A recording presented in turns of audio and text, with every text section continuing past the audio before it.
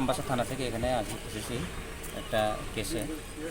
তো আমরা এখানে এসে 4টা বাইক রিকভারি করছি আর 3জনকে অ্যারেস্ট করছি। তাহলে এখন তাদেরকে কোথায় নিয়ে যাওয়া হবে? তাদেরকে এখন আমবাসা থানাতে আমরা নিয়ে যেতেছি।